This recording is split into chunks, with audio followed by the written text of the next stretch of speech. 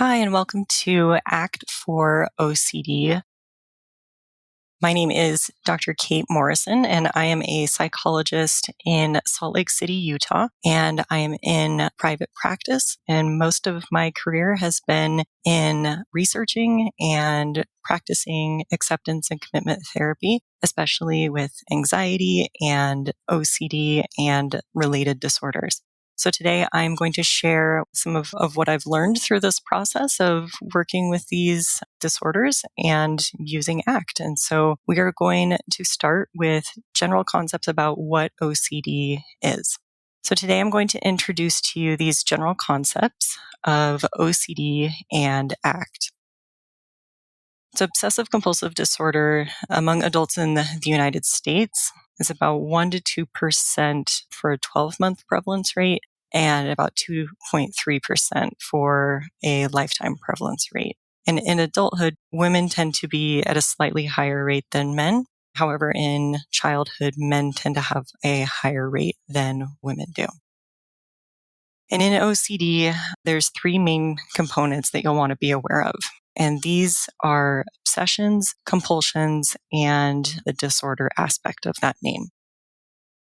So obsessions, what you want to be thinking about is the internal experiences that people are having. And for OCD, this includes intrusive, unwanted, and distressing thoughts or distressing images or intense urges that they may be experiencing to do a certain behavior. On the behavior side of things, we call these compulsions within OCD.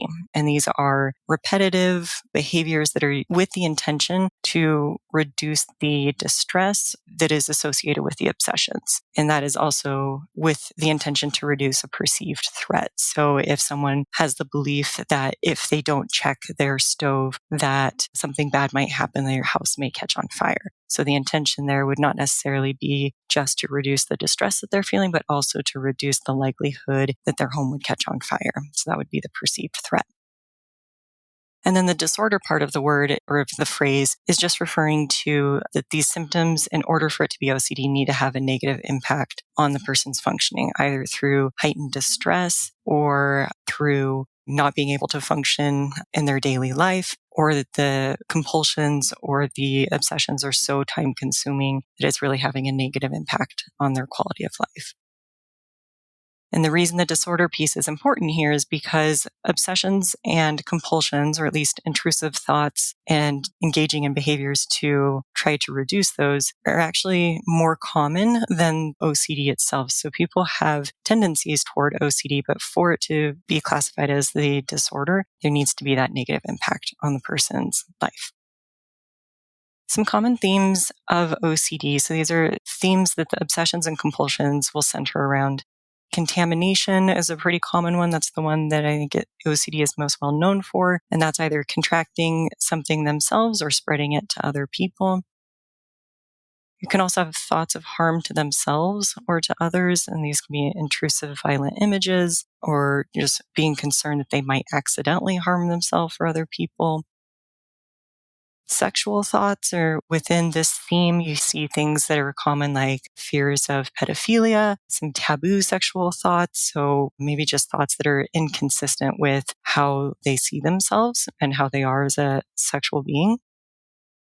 Also, sexual orientation can fall within this. So sexual orientation and gender identity.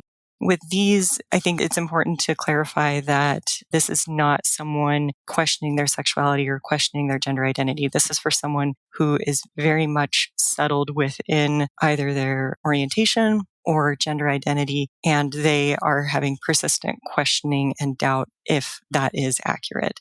And so this is different than if someone is truly realizing that they may have a different orientation or identity.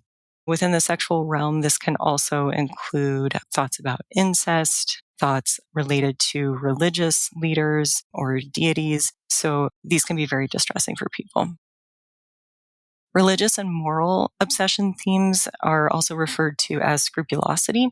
Again, that this doesn't fall within the realm of typical religious and moral beliefs. This is when someone is especially cautious and careful and goes beyond what is appropriate for their religion or for their culture. So this could be something like questioning how truthful they were about something and questioning that in every interaction that they have with people. And then they might end up excessively praying or excessively speaking with a clergy member to ask for forgiveness or speaking with others to get reassurance.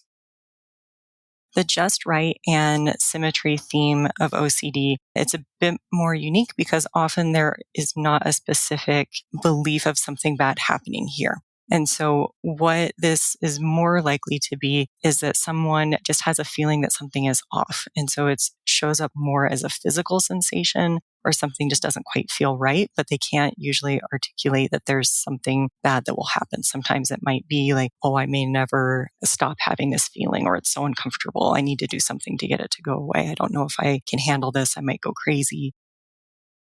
But these don't usually have other themes of something bad happening. So this would be something like wanting books to be aligned a certain way or wanting to see your bank account be at the exact even number or right on the dollar rather than it being off by a bit.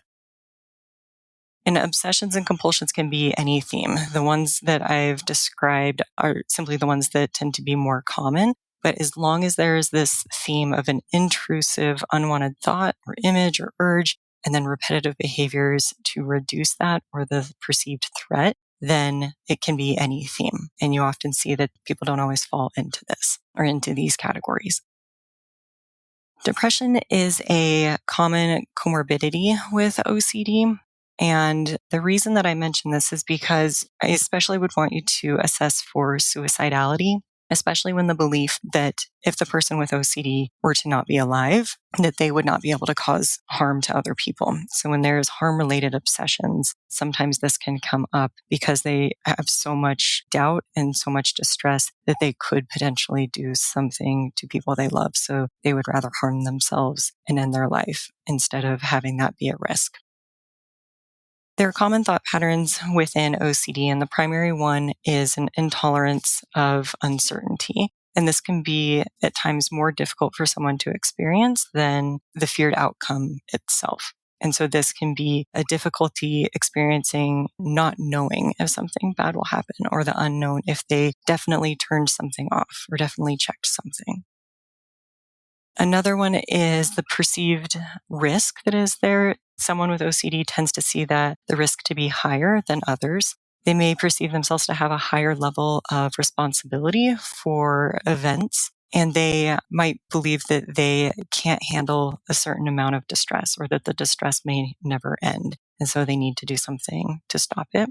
They also may have the belief that having what they would call bad thoughts means that they themselves are bad. They see a connection between those when in reality, the thoughts we have don't actually match or don't have to match who we are as a person. And then they may also have the belief that having a thought is equal to doing an action or that makes the action more likely. So as you can imagine, that'd be very distressing if you're having thoughts that are very inconsistent with who you are and that you have the belief that that's just as bad as doing that action itself. And then when looking at compulsions and rituals, one important thing to know is that they don't need to match the obsession. So someone doesn't have to wash their hands in order to stop spreading germs. There's a logical connection between those two, but it doesn't have to be that way. The rituals can be things that are completely detached from it, where it doesn't have to logically connect. So that would be if I tap on my desk 3 times, that will stop an earthquake from happening 1,000 miles away. Those two things are not related, but if there is the belief that that behavior is tied to that obsession or to that event, then that still falls within this realm.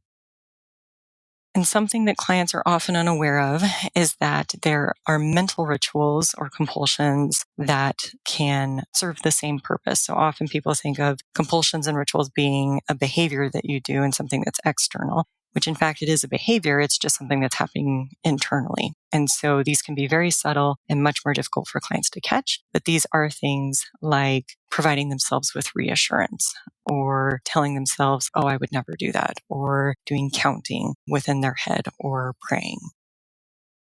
Okay, let's go over the key points. obsessive compulsive disorder consists of distressing, intrusive thoughts, images, or urges, the excessive repetitive behaviors, which can be mental and physical, and then the compulsions.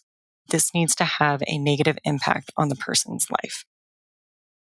The common thought patterns are intolerance of uncertainty, that they have a higher perception of risk and responsibility. They believe that their thoughts reflect poorly on their character, and that their thoughts make their actions more likely, and that they have an intolerance of distress.